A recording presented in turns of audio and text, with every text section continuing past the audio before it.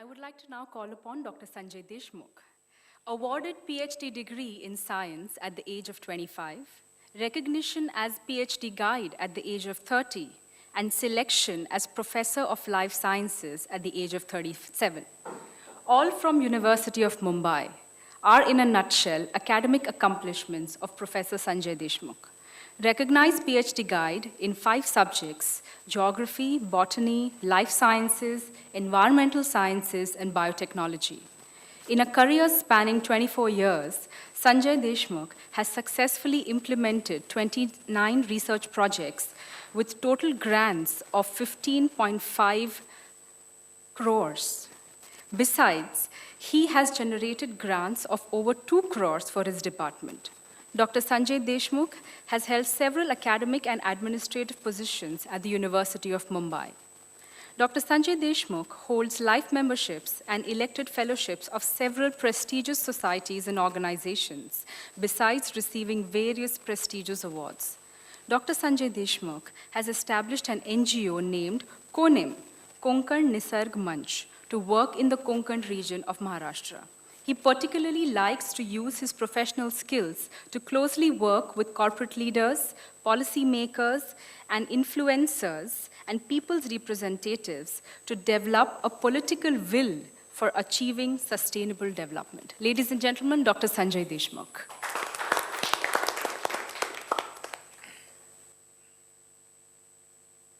Namaskar and good evening, everybody. At the outset, I would like to congratulate the SP Mandali and one of its leading institutions, the Welingkar School, for accomplishing autonomy status from the most important authority in the higher education, that is the Universities Grants Commission. I personally feel very honored and gratified that I am amidst a galaxy of educationists and a sage, a rishi of education, Dr. Mashelkar. I feel it's a great honor to be with him and besides him at this important juncture of a long journey that the SP Mandali have undertaken during the last few decades. What is more important with respect to this great accomplishment of WeSchool is that the remarkable journey that it has undertaken under one of the leaders who probably didn't train as a management expert. He trained as a computer engineer. And within a decade and a half, from nowhere, able to take this institute among the top 10 in our country. Therefore, a unique combination of an institution with visionary founders and leaders who encouraged and visualized potential within a person whose classmates I know, and therefore I can tell you, they felt this man had something different in him, and their confidence in this man, he has not let them down by proving that he is not only a leader in our country, but he has been able to lead several institutions which he has inspired by his very presence. And therefore, Dr. Sarunke, kindly accept my hearty congratulations on this unique accomplishment. On 18th of July, the University of Mumbai celebrated its 159th Foundation Day. In other words, we completed 150 years of our existence. There are very few institutions who have been able to reach this level in the last 158 years. During this journey, there have been various debates. I would call them public debates.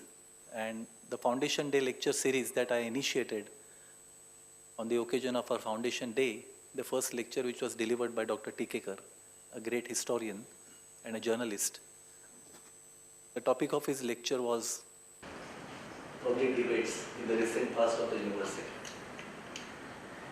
There have been issues where people have understood that there can be a misunderstanding or what we call it as misconception, due to which certain hiccups are there for any organization. And Mumbai University has not been different from that. However, the center of knowledge that it is, what we call it as Jnanapeeth, the University of Mumbai is able to sail through all these kinds of public debates by sheer confidence of the people within its ability to produce generations of remarkable students who have not only made our country proud, but who have led and provided impetus to various country heads and the people from different continents. And that sheer confidence of people in an institution like University of Mumbai makes it taller and much more accomplished than many of the older universities in the world.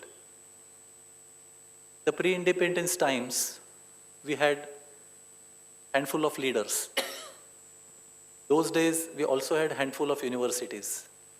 Therefore, one would say that the people who passed out from university, who have given leadership to the country, what is so great about it? Because there were not many universities.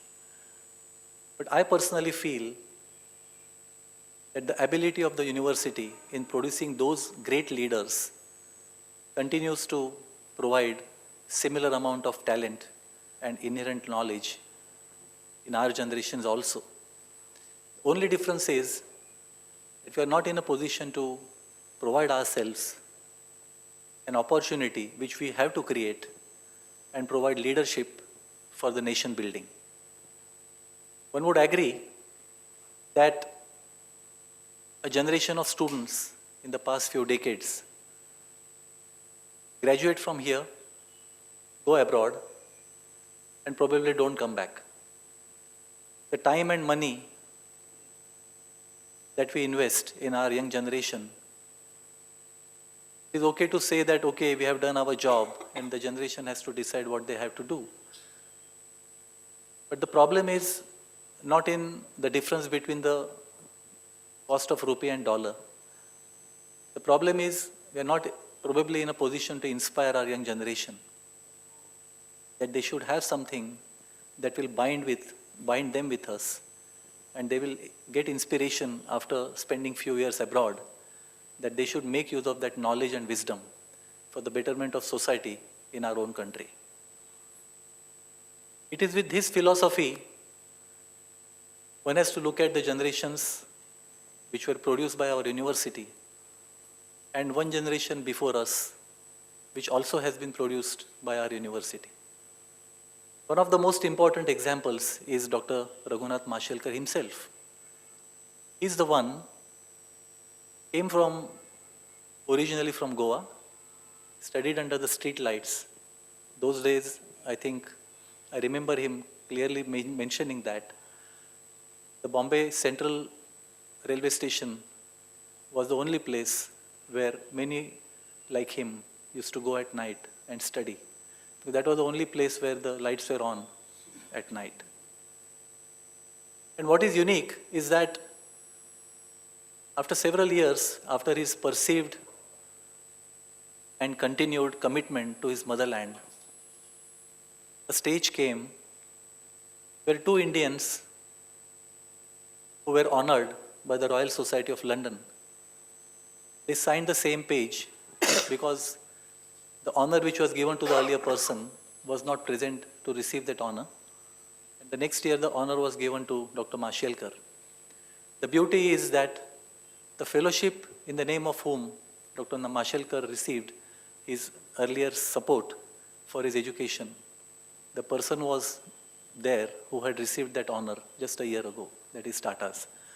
And I think that is the difference between what we perceive as our commitment to our nation, and it continues and we say we are abroad and maybe our commitment continues. But there is a difference where people study abroad, come back, and commitment to their guru, like Dr. M.M. Sharma, what he is to Dr. Mashelkar, those people are able to inspire them without telling them anything. And people like Dr. Mashelkar come back and fulfill that commitment and promise that they have never given to their gurus. But it's only an inherent feeling for the motherland. And they come back and serve the nation. I have been very fortunate, sir, that I trained under the guidance of Dr. M.S. Swaminathan. I started my career with him.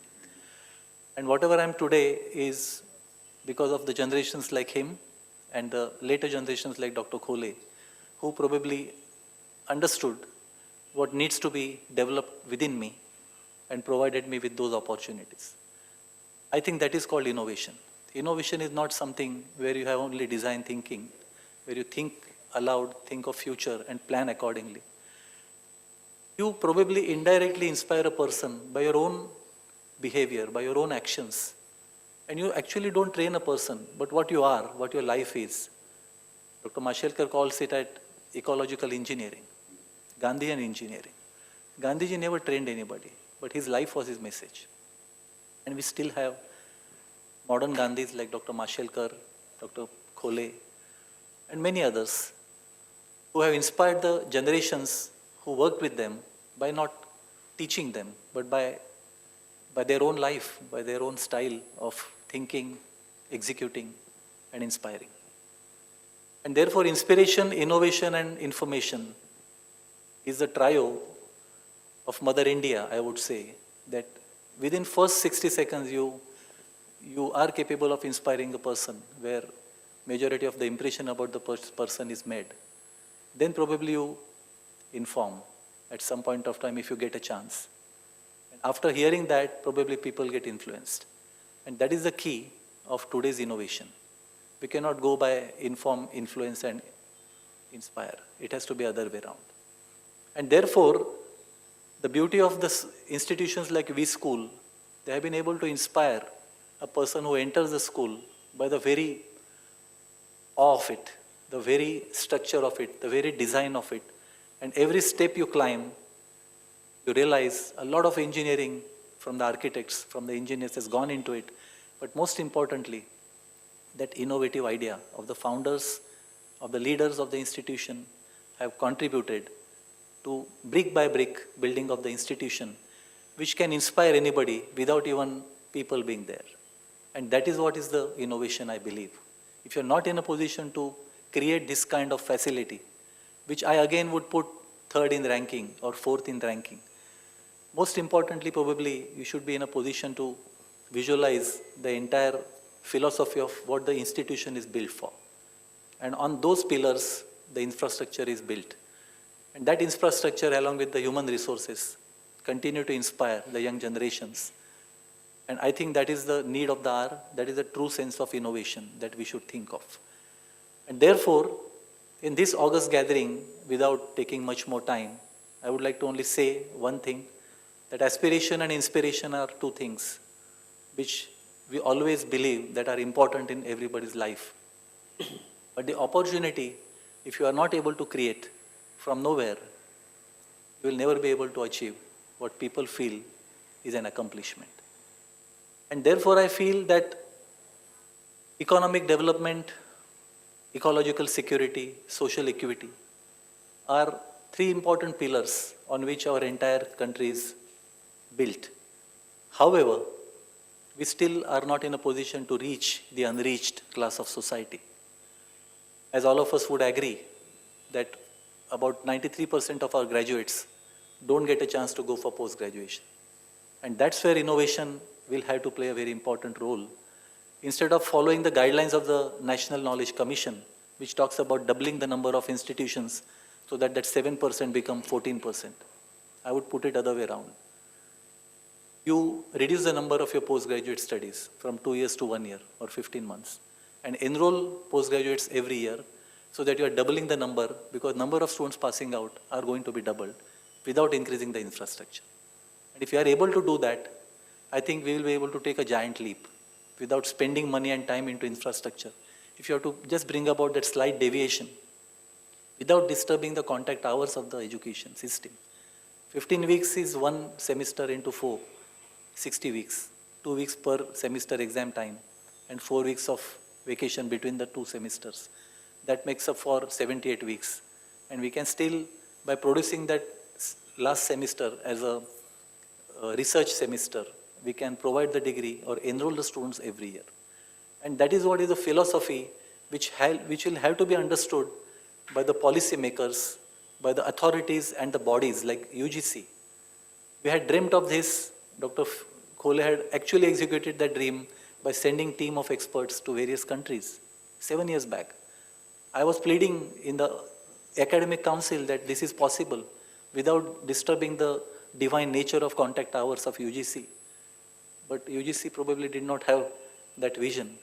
And today also I am hoping that people like Dr. Mashelkar, who are in a position to inspire such organizations, would take this message, and we will have a situation where the innovation without much deviation can transform the nation. With these few words, I offer you my salutations, sir. It's a great honor to be with you. My salutations to the SP Mandari, who have inspired me even when I was not aware what SP Mandari was, because some of our family friends were associated with them. And then I came to know about it when the WeSchool came out. We also have another leader here, Dr. Pednekar, who has brought about laurels to Roya College. One of the first community colleges in the country has been offered to him. He has been able to generate majority of the funds which we can only think of or dream of. And I wish him all the best, and also all the best to the SP Mandari.